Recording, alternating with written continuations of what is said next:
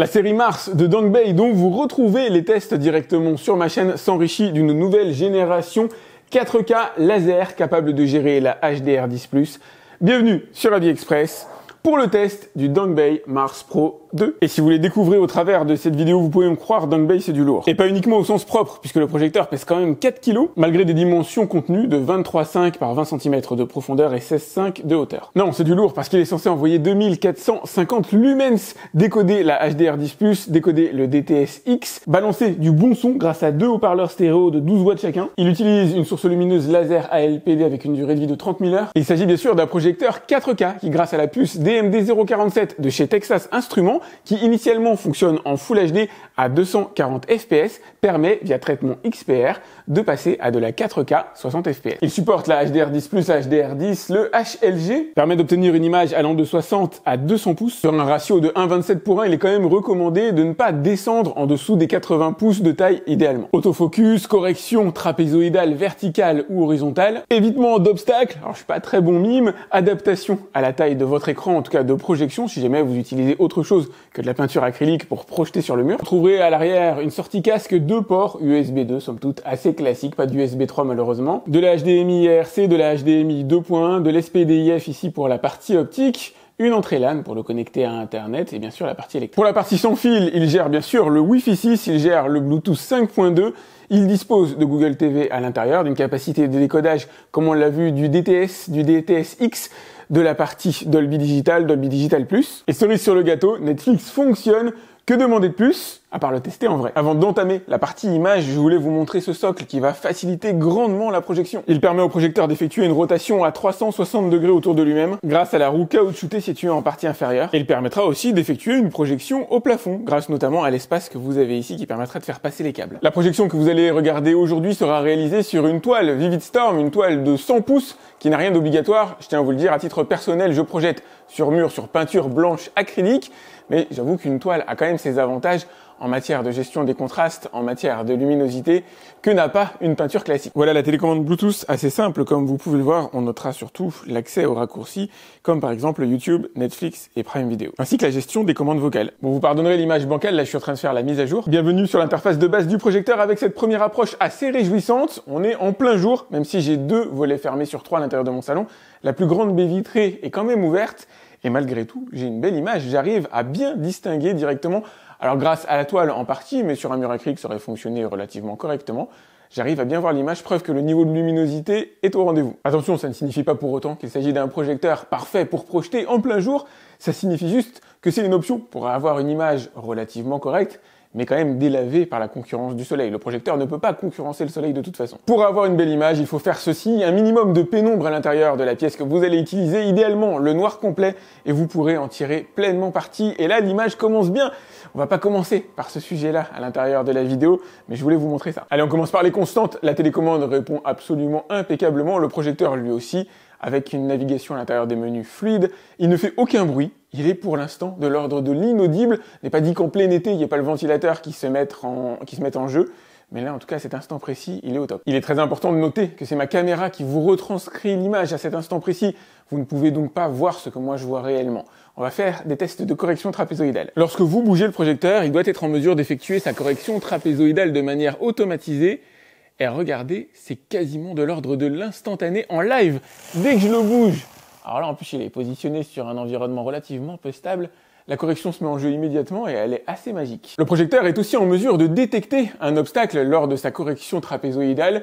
Donc si vous avez une porte de chambre qui vient manger votre mur, c'est le cas à l'intérieur de ma chambre. Si vous avez une plante qui vient se mettre devant l'image, regardez, elle se réduit en taille pour venir éviter les obstacles. Au besoin, bien sûr, vous pourrez effectuer toutes ces corrections manuellement si vous le souhaitez. Le top du top qui n'est pas présent malheureusement aurait été une adaptation de la colorimétrie du projecteur à la couleur du mur sur laquelle il projette. Il m'est très difficile de vous le montrer à l'image à cet instant précis, mais l'utilisation de ces technologies génère une forme d'overscan. Comprenez une marge, une bordure qui sera plus ou moins grande en fonction de la correction que vous allez effectuer. Si vous n'effectuez pas de correction, il y a un scan très léger d'environ 2-3 cm. C'est donc Google TV qu'on va retrouver à l'intérieur de ce projecteur, et ça, franchement, c'est cool. Ça va vous permettre d'accéder à la plupart de vos applications préférées Je dis pas qu'elles sont toutes disponibles, mais franchement, une grande partie, une grande majorité est disponible.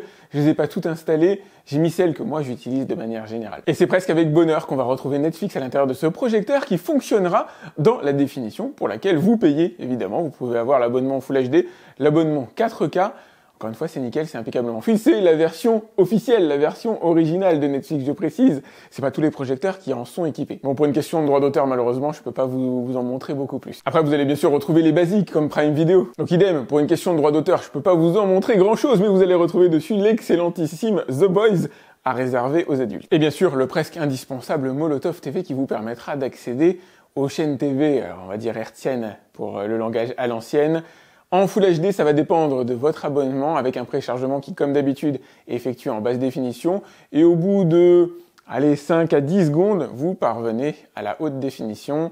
On va lui laisser 2 secondes le temps de se précharger, c'est son tout premier allumage. Et voilà, il aura fallu grosso modo une dizaine de secondes. Évidemment, absolument indispensable, vous allez avoir l'accès à YouTube. Et notamment quelque chose de très plaisant qu'on retrouvait déjà dans la précédente génération, une colorimétrie ajustée relativement bien par rapport à ce que j'ai envie d'obtenir au niveau de l'image. C'était le cas sur la précédente génération. Ça vous évite d'avoir à effectuer des paramétrages vous-même, des paramétrages fastidieux, ou de devoir trouver sur Internet éventuellement le paramétrage idéal en fonction de ceux qui sont réalisés par les professionnels du domaine. Là, l'image est belle nativement. Dès lors que vous branchez le projecteur, vous n'avez absolument rien à gérer, rien à régler, et vous obtenez une image qui est assez bluffante, assez stupéfiante, pas à grosse concurrence de ce qui se faisait sur la précédente génération. C'est globalement assez proche, mais en termes de luminosité, il y a un véritable effort qui a été fait au niveau des pics de luminosité. Ce projecteur est extrêmement étonnant. Il y avait des reflets dans l'eau, là, quand les flamants roses étaient en train de se poser. Vous pouviez avoir les reflets de soleil qui réellement jaillissaient de l'image, chose qu'on n'avait pas sur la précédente génération, qu'on retrouve maintenant ici. C'est un vrai bonheur. Les couleurs sont lumineuses, chatoyantes, sensiblement, légèrement saturées, un peu plus que ce qui se faisait sur la précédente génération. Encore une fois, c'est un véritable bonheur. Le projecteur tire très légèrement. Alors sur les jaunes, il y a des petites corrections à effectuer par-ci par-là, mais qui sont de l'ordre de l'anecdotique. Le niveau de contraste est excellent. On est sur un projecteur qui, alors ça ressemble pas à une télé. On n'est pas sur une télé évidemment, mais qui commence à s'en rapprocher fortement d'une certaine manière, avec ses pics de luminosité, avec un contraste qui n'est pas concurrent d'une télévision OLED évidemment. Il n'y a pas de miracle à ce niveau-là. Vous ne vous achetez pas un téléviseur quand vous achetez un projecteur, mais par contre, vous vous achetez un des meilleurs projecteurs que j'ai pu voir ici en matière de contraste. L'image est assez saisissante. J'espère que ma caméra parvient à vous le faire ressentir un minimum. C'est pas gagné. Ça se perçoit dans ce genre de scène où les détails des bâtiments, qui sont certes ténus ou de l'intérieur de cette maison, ne sont visibles que sur des projecteurs à fort contraste. Là, moi, je parviens à voir la table, la cheminée, tout ce qui se dégage à l'intérieur, que vous ne pouvez peut-être pas voir tout simplement à cause des réglages sur ma caméra. Voilà, je vais vous faire un réglage, somme toute un peu plus flatteur. L'intérieur du pont, les briques que vous pouvez normalement distinguer, sont invisibles sur des projecteurs bas de gamme, entrée de gamme. Ici, ça se perçoit extrêmement bien. J'essaye de vous faire un test empirique. Je vous mettrai des valeurs plus cotées directement en dessous de la vidéo. Là, mon objectif, c'est surtout que vous puissiez vous concentrer sur l'image. Et c'est beau, même très beau, que ce soit en matière de colorimétrie, en matière de luminosité. Ce projecteur est véritablement impressionnant.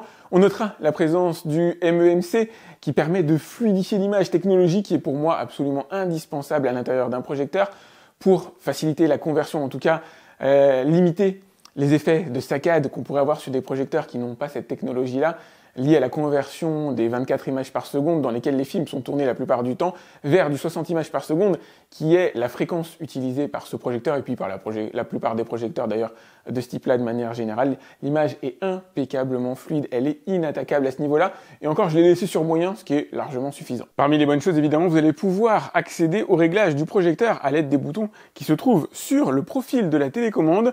Le bouton du haut vous permettra de régler, en tout cas d'activer la correction, la mise au point manuelle. Le second bouton vous permettra de faire des modifications d'image et surtout de voir en direct la répercussion de ces modifications à l'écran. Là, on va aller dans les paramètres un petit peu plus complets ici au niveau de l'image. Vous avez les modes prédéfinis, bien sûr, le mode standard, le mode vif qui porte bien son nom. Déjà que l'image était extrêmement lumineuse avant, c'est devenu encore plus marqué maintenant. Le mode cinéma qui assombrit légèrement, fait la part belle au contraste. Le mode jeu vidéo et bien sûr le mode personnalisé pour lequel je vous rentrerai en dessous de la vidéo ou je l'incrusterai à l'intérieur les différents réglages tels que moi, j'ai pu les mettre pour obtenir d'une certaine manière un idéal qui ne sera pas forcément le vôtre. Vous avez accès au réglage de la luminosité, contraste, saturation, netteté, teinte, du gain en couleur et du gamma. Projecteur 3D oblige, vous pouvez l'activer si jamais vous le souhaitez en faisant les réglages s'il s'agit d'une image gauche, droite ou haut, bas, le mode jeu vidéo et les réglages du MEMC évidemment, sur moyen en ce qui me concerne. À noter, le passage de la vidéo que vous voyez à cet instant précis est projeté sur mur acrylique et non sur la toile comme je l'utilisais précédemment et ça rend vachement bien. Vous allez pouvoir régler la luminosité sur différents facteurs, le facteur automatique, standard, économique. Évidemment, vous allez pouvoir le personnaliser si jamais vous le souhaitez ou le mettre sur haute performance. Par contre là, le ventilateur s'active immédiatement et je vais vous le faire entendre, c'est pas forcément le mode que vous allez utiliser. Le mode haute performance, alors ne génère pas une grosse différence par rapport au cran numéro 10 sur le niveau de luminosité. Par contre, on s'en prend plein les oreilles au niveau du ventilateur. On peut quand même remarquer dans l'eau de sacrés reflets, de sacrés pics de lumière qui sont extrêmement cool. Mais ne serait-ce que pour la partie auditive, le ventilateur qui fait trop de bruit quand on active ce mode-là, personnellement, je n'utiliserai pas. On notera l'absence de profil de couleur préenregistré, le de CRX 709, le 2020, le DCI-P3 qui aurait pu être des plus. Je vous montre rapidement les menus HDMI, il n'y a pas grand-chose à en dire, mettez sur pause si vous voulez les voir avec un petit peu plus d'insistance. Les menus projecteurs, on les a vus, mise au point, correction trapézoïdale, vous pouvez l'utiliser en mode haut-parleur Bluetooth éventuellement. Protection intelligente des yeux, c'est si jamais une personne passe devant le projecteur, il baisse sa luminosité pour le protéger. Le mode projection, vous pouvez mettre le projecteur au plafond, le retourner à gauche, à droite comme vous voulez. Le dépoussiérage en un clic, c'est juste pour accroître la vitesse du ventilateur et essayer d'en dépoussiérer l'intérieur. Utilisez une petite soufflette de temps en temps, ça lui fera du bien. Vous allez pouvoir changer le comportement au démarrage, le faire démarrer sur Google TV ou directement sur une prise HDMI, je vous dis ça parce que vous me le demandez souvent. Ça c'est pour moi, la possibilité d'utiliser un minuteur, mine de rien, c'est cool, c'est pas dans tous les projecteurs qu'on va le retrouver, pour qu'il s'arrête automatiquement si jamais vous vous endormez devant la télé. Évidemment, il y a un équivalent Chromecast à l'intérieur pour pouvoir prendre les contenus directement de votre téléphone et les envoyer sur le Projo. Et voilà ce que ça donne directement à l'aide de mon smartphone. Alors on n'est pas dans le niveau de fluidité qu'on pourrait avoir avec les applications directement intégrées. Néanmoins, de manière totalement ponctuelle, ça peut avoir son petit intérêt pour diffuser des contenus que vous avez enregistrés sur votre smartphone. Attention toutefois, l'input lag reste quand même relativement élevé si vous utilisez ce genre de système. C'est pas idéal. Jouer sur votre smartphone, vous pouvez retranscrire votre partie directement sur l'écran projeté, mais vous ne pouvez pas jouer réellement, en tout cas confortablement, en regardant directement le projecteur pendant que vous effectuez les actions sur votre smartphone. Quoique, j'y arrive quand même, hein, mine de rien. Mais bon, c'est légèrement saccadé, c'est pas aussi beau que si j'avais branché une console directement dessus. On va maintenant rechercher une application très importante pour moi, puisqu'elle me permet d'accéder à mon NAS, on va dire un disque dur externe, VLC. Bon, voilà une bonne nouvelle, c'est disponible sur le projecteur, ça c'est cool, ça me rassure. Je vais l'installer. Le projecteur est connecté, alors pour le coup, en Wi-Fi 6E, en tout cas sur mes routeurs personnels.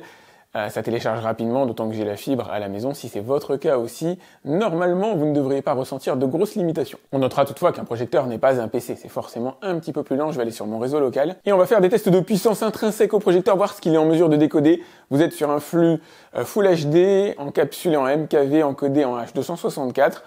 Un flux sur 15 Go, c'est un fichier de 15 gigaoctets qui transite sans aucun problème, mais ça on va dire c'est la base. Cette fois c'est beaucoup plus chaud, je ne peux pas vous le montrer pour une question de droit d'auteur, fichier de 60 gigaoctets encodé en H264, toujours encapsulé dans du MKV, qui fonctionne de manière impeccablement fluide. Ça c'est cool, on est sur de la 4K, le projecteur gère véritablement la 4K, surtout il la gère bien. On notera toutefois que le projecteur ne gère absolument pas la 8K, mon écran reste désespérément noir. Allez, on va se lancer la PlayStation 5, histoire de se faire un petit test. Vous pouvez voir, on est sur HDR10 avec de la Full HD 60 Hz. Mon objectif est de tester l'input lag, donc le temps de réponse entre le moment où j'effectue une action sur la manette et sa répercussion directement à l'écran. Et il est génial. En matière d'input lag, ce projecteur est quasiment de l'ordre de l'irréprochable. Input lag n'est même pas de l'ordre, en tout cas du perceptible. Désolé, là, je suis pas dans un jeu très intense, malheureusement, j'ai pas trouvé de joueurs sur la partie. Enfin, de toute façon, le but n'est pas de vous faire une démo, c'est surtout que vous puissiez voir de belles images, de voir ce que ça donne directement en jeu vidéo. Et à ce niveau-là, franchement, il est top. C'est presque un projecteur fait pour les jeux vidéo. Je n'ai pas noté non plus de speckle laser. Alors même si là, l'image n'est pas forcément la mieux choisie, les images, des zones sur lesquelles les couleurs ne sont plus unies, génèrent des petites taches, une espèce de sensation de grain. C'est pas du tout le cas sur ce projecteur-là. Je dis pas que c'est totalement absent, mais c'est quasiment de l'ordre de l'invisible. Je n'ai pas noté non plus d'effets arc-en-ciel, notamment sur les personnages délimités directement à l'intérieur des projections. Ça peut se voir notamment sur certaines bordures. Ici, c'est pas du tout le cas, c'est totalement aux abonnés absents. J'ai noté par contre un excellent contraste que vous pouvez percevoir, j'espère, là à la caméra.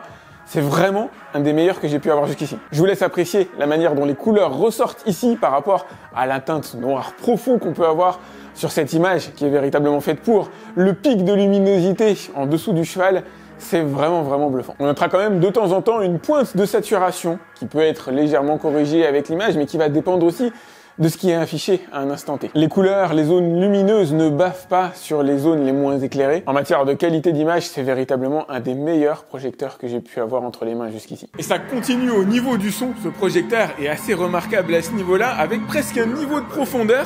Je vais vous faire écouter les charges soniques de Star Wars dans une autre version par rapport à celle que je vous montre habituellement.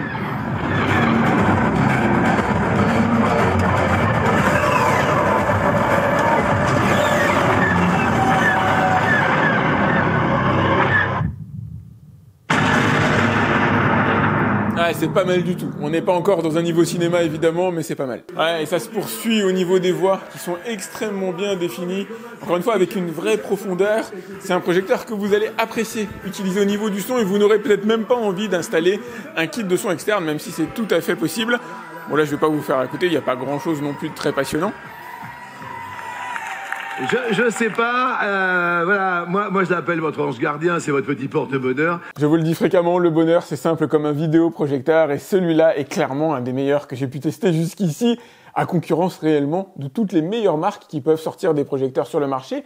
Même s'ils ne se distinguent pas totalement en matière de technologie, c'est du réemploi de technologies qu'on a déjà vu dans d'autres projecteurs. Je parle notamment de la puce Texas Instruments, de la technologie laser ALPD. Certes, par contre, il les maîtrise et il vous ressort une image quasiment en plug and play, c'est-à-dire que vous n'aurez quasiment aucun paramétrage à effectuer, si ce n'est quelques très légers ajustements pour obtenir le meilleur de ce projecteur. L'image est magnifique, extrêmement lumineuse, même si on n'est pas exactement aux 2450 lumens proposé, en tout cas indiqué par la marque, on en est très proche et ça se ressent dans l'image, ça se ressent dans les pics de luminosité. Dans certaines scènes de films dédiés qui ont été tournés en HDR, on obtient des effets véritablement saisissants que seul un projecteur avec un haut niveau de luminosité est capable de fournir. Le contraste est excellent, permet de révéler beaucoup de détails à l'intérieur de l'image, pas au niveau d'une télévision, mais tout à fait comparable aux meilleurs vidéoprojecteurs laser que j'ai pu tester jusqu'ici. La fluidité, c'est un des gros points forts de ce projecteur qu'on ne va pas retrouver d'ailleurs sur l'intégralité des projecteurs. Même en 4K, il en existe encore aujourd'hui qui n'utilisent pas la technologie MEMC, qui est ultra bien maîtrisée à l'intérieur de ce projet. L'image est nickel en matière de fluidité, il est quasiment de l'ordre de l'inattaquable. Je l'ai réglé sur moyen en ce qui me concerne. Un peu d'overscan, la petite bande grise qui entoure la projection, pas de speckle laser réellement notable, même si il existe en toile de fond sur certaines scènes. Il n'est pas perceptible réellement quand on regarde un film comme ça. L'input lag est vraiment très bon, il est en dessous de 50 millisecondes, ce qui vous permettra de jouer aux jeux vidéo facilement. J'ai testé uniquement la PlayStation 5 dessus, mais la réactivité, le temps de réaction était excellent. Par contre, il vous faudra, je crois, désactiver, en tout cas pour obtenir le meilleur, désactiver le MMC et la correction trapézoïdale. Maintenant, j'ai fait les tests aussi en activant et il est tout à fait possible de jouer dans ce genre de configuration. Moins par contre, si vous utilisez le système Chromecast, qui lui a un temps de latence assez énorme, mais il n'est pas fait réellement pour jouer aux jeux vidéo. Excellent son à l'intérieur de ce projecteur, un des meilleurs que j'ai pu obtenir jusqu'ici, qui ne dispense pas d'avoir un kit externe si vous voulez avoir de la basse, mais en natif, il donne véritablement un son, je vais pas dire stupéfiant, mais vraiment bon. Google TV est un plus par rapport à Android TV, même si ça change pas grand-chose, c'est dans la personnalisation de l'expérience, qu'il va y avoir quelques écarts par rapport à Android TV. Personnellement, l'un ou l'autre me conviennent parfaitement. Par contre, avec Google TV, vous avez plus de mises à jour. Vous avez Netflix installé en version officielle à l'intérieur. Et ça, mine de rien, c'est pas tous les projecteurs non plus qui l'ont. Il y a un gros travail, notamment par rapport aux précédentes générations, aux critiques qui avaient pu être faites sur le Dangbei Mars Pro, qui ont été corrigées à l'intérieur de cette version Pro 2. Et ça, c'est cool. Pensez à liker cette vidéo, c'est important pour moi. Vous avez le lien dans la description pour aller voir combien il coûte à l'heure actuelle. N'hésitez pas à me laisser un commentaire. J'essaie de répondre à tous mes abonnés. D'ailleurs, profitez-en pour vous abonner à ma chaîne si ce n'est pas déjà fait. Quant à moi, je vous dis à très vite pour un autre test sur AliExpress. Salut!